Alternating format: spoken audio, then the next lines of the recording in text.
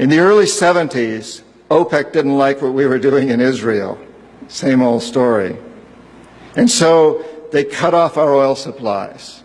So some of you will remember these long lines at the gas stations.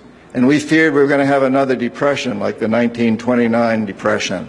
And so the U.S. Treasury Department came to me and other economic hitmen and said, listen, you know, we can't allow OPEC to blackmail us anymore. You guys got to come up with a plan so this will never happen again. We knew that that plan had to involve Saudi Arabia because it had more oil than anybody else, and it also, the House of Saud, the royal family, was corrupt and corruptible. The long version is explained in the book, but the short version of what we did, the deal we finally struck with the House of Saud, was a deal whereby they would return almost all the money they made from selling oil to the United States, invested in U.S. government securities. The U.S. Treasury Department would use the interest from those securities, which over the years has amounted to trillions of dollars, to hire U.S. companies to westernize Saudi Arabia, build petrochemical complexes, desalination plants, whole cities out of the desert, McDonald's and all the other things that go along with our Western culture. The House of Saud would also agree to keep the price of oil within limits acceptable to the oil companies, possibly not acceptable to you and me, but acceptable to the oil companies. And this is very, very important. They agree that they would never, ever sell oil for anything other than U.S. dollars. This happened in the early 70s, right after we'd gone off the gold standard because we were bankrupt, because we could not pay off our debts to European countries in gold. Nixon took us off the gold standard. And then we were stuck with a situation as why will anybody in the world use dollars? So very shortly we came up with this plan, which in essence put the dollar on the oil standard. You cannot buy oil on the world market for anything other than dollars, and that's very important to the corporatocracy. Our part of the bargain was we agreed to keep the House of Saud in power, in control. It was an amazing deal, the deal of the century. It was history-making, incredibly powerful deal that we struck with Saudi Arabia, and it's held. It's had some what the CIA calls blowback, unintended consequences. For example, one of the things that really pisses Osama bin Laden off is those McDonald's and those desalination plants and those petrochemical complexes surrounding Medina and Mecca, the two most sacred sites in Islam. And it pisses off a lot of other Muslims in Indonesia and all over the world. There's been some blowback, but on the whole, the corporatocracy looked at this as an incredible success.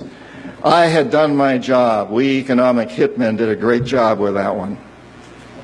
So we decided that Saddam Hussein ought to accept something very similar. Now, probably a lot of you know that Saddam has been our boy for a very, very long time.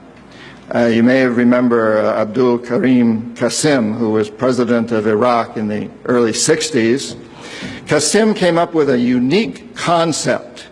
He said, Iraqi oil ought to go to benefit the Iraqi people. How novel is that?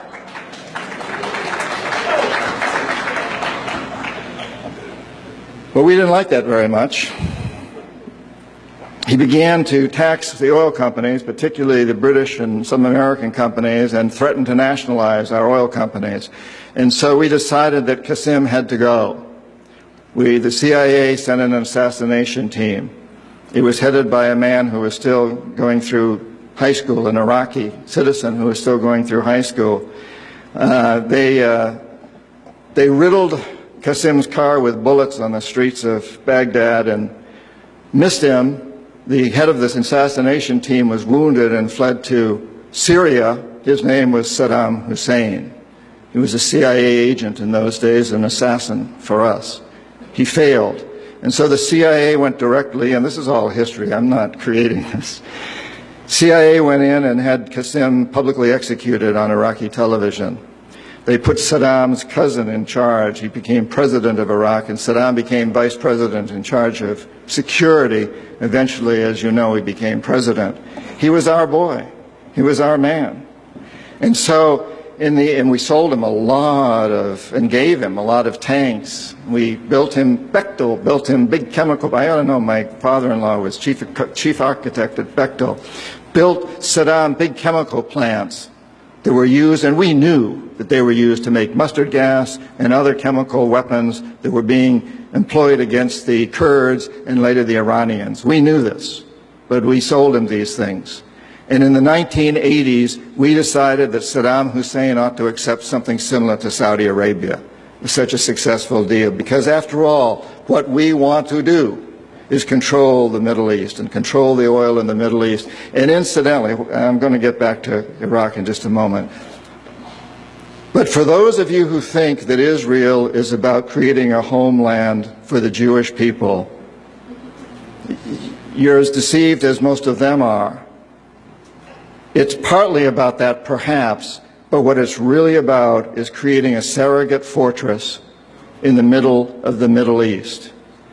The Israelis are being used as pawns. They're being used like old armies used to use sheep that ran before the armies. They're our surrogates. And their leadership knows that. Most Israelis probably don't. They think they're creating a homeland. But it's a very, very sad situation of what's going on there. And of course, the Lebanese and the Palestinians are caught in the middle of this. And Iraq is part of that too. We have to remember that Middle Eastern oil is the oil that's used by a great deal of Europe, and China, and Japan. If we control Middle Eastern oil, we control our biggest potential competitors, Japan, China, Europe.